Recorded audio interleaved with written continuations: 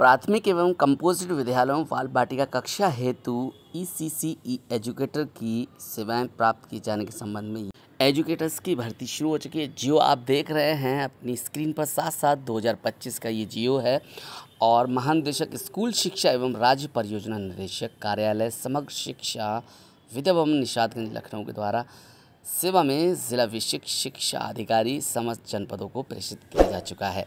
नमस्कार, आप देख रहे हैं वीसी न्यूज़ इंडिया। मैं हूं आपके साथ डीके देव। बिना किसी देरी के आइए जानते हैं पूरा जियो क्या है।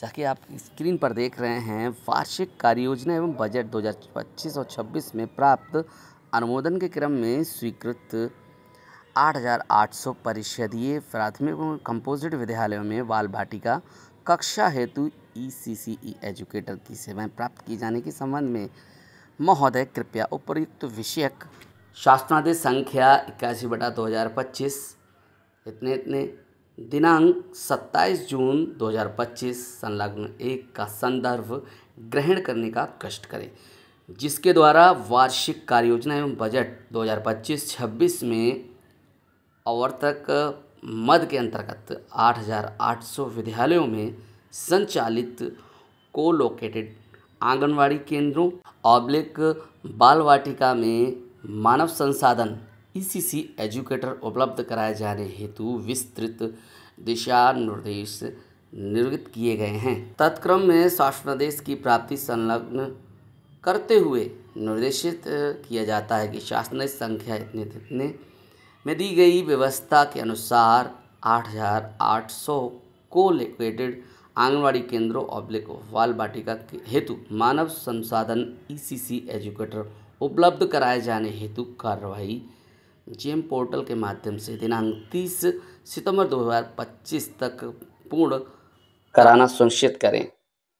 भवदया कंचन वर्मा, महानिदेशक स्कूल शिक्षा उत्तर प्रदेश। इसके आगे जानते हैं दोस्तों क्या कुछ प्रक्रिया रहेगी, क्या कुछ मानक रहेंगे इसमें चयन में एजुकेटर्स की। आगे बढ़ने से पहले आइए जानते हैं आपके जनपद में कितने एजुकेटर्स की भर्ती हो गई। आगरा में 160, अलीगढ़ में 130, अंबेडकर नगर में 90 और अमेठी में 130, अमरोहा में 70, औरैया में 80, आजमगढ़ में 220, बागपत में 60, बहराइच में 140, बलिया में 180, बलरामपुर में 100, बांदा में 90, बाराबंकी में 160, बरेली में 160, बस्ती में 150, भदोई में 70 और बिजनौर में 120, बदायूं में 160, बुलंदशहर में 160, चंदौली में 90, चित्रकूट में 60, देवरिया में 170, एटा में 90, इटावा में 90,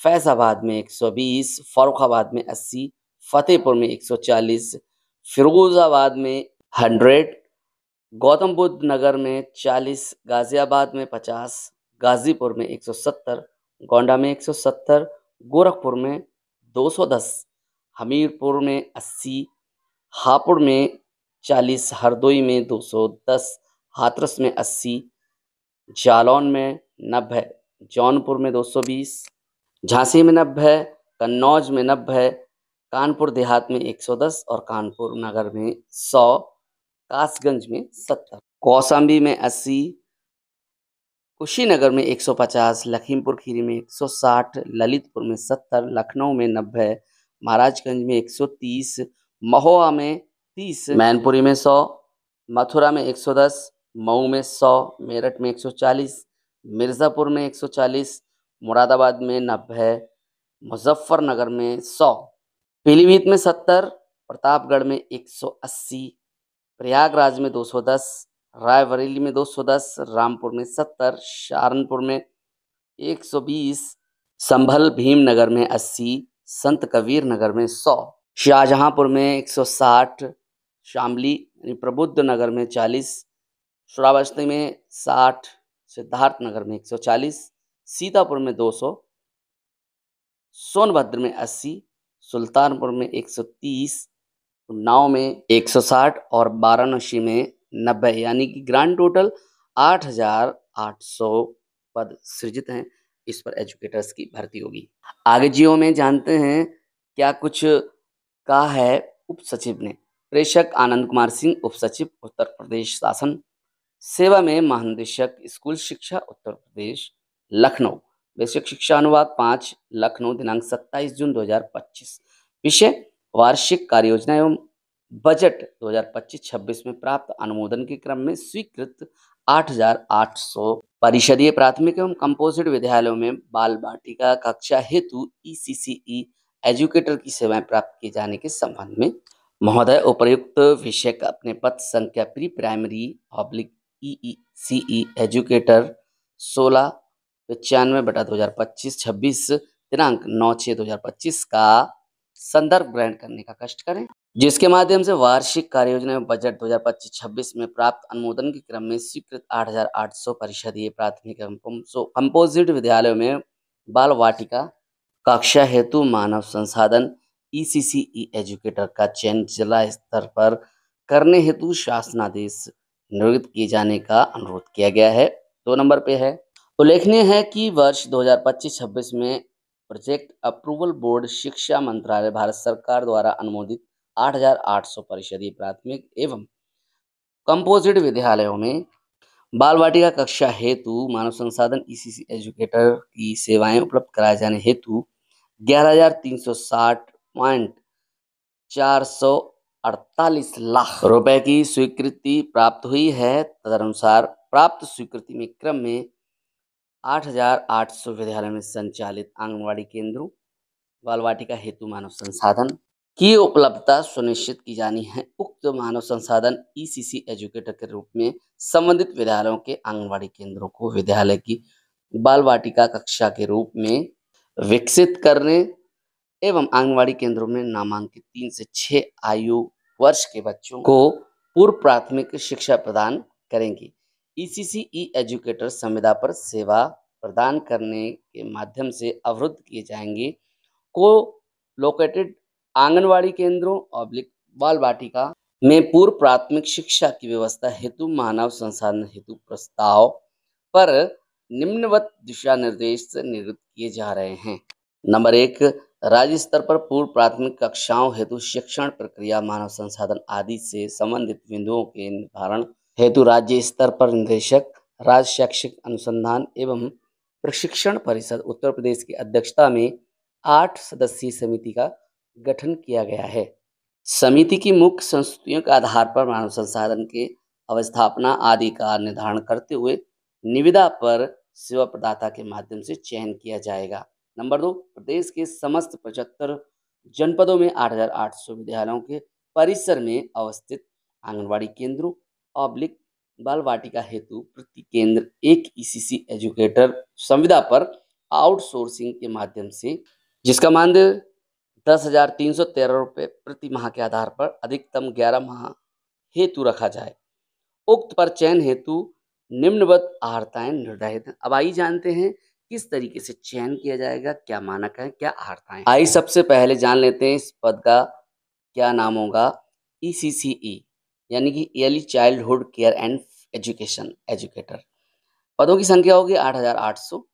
नियुक्ति स्थान होगा 75 जनपद अवस्थित को लोकेटेड आंगनवाड़ी केंद्र युक्त 8,800 विद्यालय। नियुक्ति प्रकार होगा संविदा आउटसोर्सिंग, जिसका मानदेय निर्धारित किया गया है 10,313 रुपये प्रति माह PF प्लस ESI सहित। ये एक अच्छी चीज इसमें ऐड की गई, PF और ESI सहित। आइए आगे देखते हैं क्या शैक्षिक योग्यता है। नंबर 3 पर शैक्षिक योग्यता है विधि द्वारा स्थापित एवं UGC से मान्यता प्राप्त विश्वविद्यालय से स्नातक परीक्षा गृह विज्ञान मुख्य विषय के साथ न्यूनतम 50% अंकों के साथ उत्तीर्ण की हो।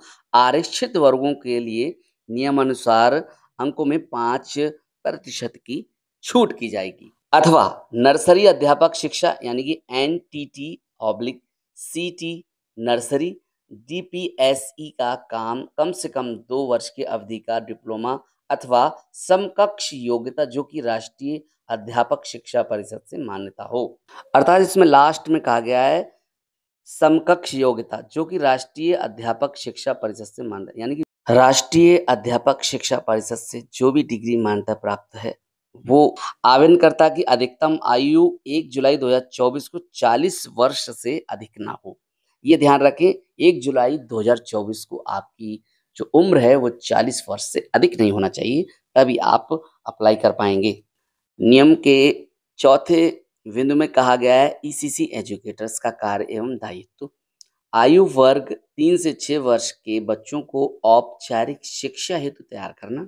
3 से 6 वर्ष के बच्चों के भौतिक, मानसिक, सामाजिक, संवेगात्मक एवं अकादमिक विकास हेतु वातावरण सृजन एवं आंगनवाड़ी गायत्री को उक्त की संप्राप्ति में सहयोग प्रदान करना। आयु वर्ग 5 से 6 वर्ष के बच्चों पर विशेष ध्यान देते हुए निपुण भारत मिशन के अंतर्गत निर्धारित अधिगम स्तर की संप्राप्ति सुनिश्चित करना। बच्चों के संज्ञानात्मक विकास हेतु रंग, आकार, ध्वनि, वस्तु, वातावरण यथा पेड़ पौधों, पक्षी, जानवरों आदि संबंधित गतिविधियों का प्रयोग कराना।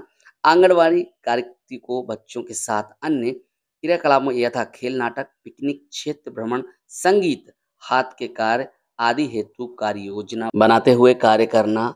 आगे है अभिभावकों के साथ, मुख्यतः माताओं के साथ बैठक करते हुए बच्चों की प्रगति से लगातार अवगत कराना। इसके साथ ही घर में बच्चों को सिखाने का वातावरण उपलब्ध कराने हेतु माताओं को अभिमुखीकरण करना। बच्चों के पृष्ठभूमि विकास आदि के इंडिकेटर्स से संबंधित चाइल्ड प्रोफाइल तैयार करना एवं उसके माध्यम से बच्चों के विकास के लक्ष्यों को प्राप्त कराना। आंगनवाड़ी कार्यकर्ती के साथ मिलकर आयु वर्ग 3 से 6 वर्ष के बच्चों हेतु गुणवत्तापरक सीखने का वातावरण बनाना एवं गतिविधियों को सीखने के मुख्य आधार पर बनाकर कार्य करना। शिक्षा विभाग द्वारा आयोजित विभिन्न बैठकों, प्रशिक्षण आदि में समय समय पर प्रतिभाग करना। विद्यालय के प्रधानाध्यापक के नियंत्रणाधीन एवं उसके मार्गदर्शन में कार्य करेंगे। प्रधानाध्यापक का यह दायित्व होगा कि संबंधित कर्मी को ईसीसी से संबंधित कार्यों में संलग्न किया जाए। फलस्वरूप आंगनवाड़ी केंद्रों, बाल वाटिका में नामांकित बच्चों के साथ उपरोक्त अनुसार दिए गए कार्यों को कराना संबंधित कर्मी द्वारा अनिवार्यता किया जाएगा, जिसका अनुश्रवण प्रधानाध्यापक द्वारा किया जाएगा। संबंधित कर्मी की कार्यविधि विद्यालय समय सारणी के अनुसार निर्धारित की जाएगी। अब आइए शासनादेश के छठे नियम में जानते हैं सामान्य निर्देश। जनपद स्तर पर जिलाधिकारी की अध्यक्षता में निम्न समिति गठित की जाएगी। जिलाधिकारी अध्यक्ष होंगे। प्राचार्य, जिला शिक्षा एवं प्रशिक्षण संस्थान सदस्य, जिला कार्यक्रम अधिकारी सदस्य, जिला सेवा योजना अधिकारी सदस्य, वित्त एवं लेखा अधिकारी, वैश्विक शिक्षा सदस्य, जिला वैश्विक शिक्षा अधिकारी सदस्य और सचिव। उक्त समिति सूक्ष्म, लघु एवं मध्यम उद्यम विभाग के शासनादेश संख्या 57/18 2024 97 इतने 26/11/2024 में निहित प्रावधानों एवं दिए गए निर्देशों के अनुरूप जेम पोर्टल से चयनित सेवा प्रदाता एजेंसी के माध्यम से आउटसोर्सिंग के माध्यम से ईसीसी एजुकेटर्स का चयन किया जाएगा। उक्त सभी चयन किसी स्वीकृति पद के सापेक्ष नहीं किए जाएंगे। शासनादेश दिनांक 26 नवंबर 2024 के प्रस्तर 24 में दिए गए निर्देशों के अनुसार सेवा प्रदाता संबंधित विभाग से समन्वय स्थापित करते हुए नए भर्ती किए जाने वाले कार्मिकों की संख्या सेवा योजन पोर्टल पर प्रविष्ट करेंगे। अधिसूचित रिक्तियों के सापेक्ष एक कर्मी के रिक्तियों के सापेक्ष एक कर्मी के लिए पोर्टल से 5 आवेदनकर्ताओं को और 2 या 2 से अधिक कर्मियों की मांग पर 3 गुना आवेदनकर्ताओं पर न्यूनतम 10 आवेदनकर्ताओं में से चयन एक पारदर्शी व्यवस्था बनाकर किया जाएगा। 7वें नंबर पर चयन प्रक्रिया एवं दक्षता प्रमाणीकरण। नंबर 1, सेवा प्रदाता द्वारा उपलब्ध कराई गई सूची में अंकित अभ्यर्थियों के शैक्षिक प्रमाण पत्रों के सत्यापन एवं चयन हेतु जनपद स्तर पर निम्नलिखित समिति का गठन किया जाएगा, जो कि इससे प्रस्तावित है। जिलाधिकारी द्वारा नामित मुख्य विकास अधिकारी, अपर जिलाधिकारी अध्यक्ष, प्राचार्य, जिला शिक्षा एवं प्रशिक्षण संस्थान संबंधित जनपद सदस्य, जिला वैश्विक शिक्षा अधिकारी संबंधित जनपद सदस्य सचिव, जिला कार्यक्रम अधिकारी संबंधित जनपद सदस्य, जिलाधिकारी द्वारा नामित अन्य 2 सदस्य।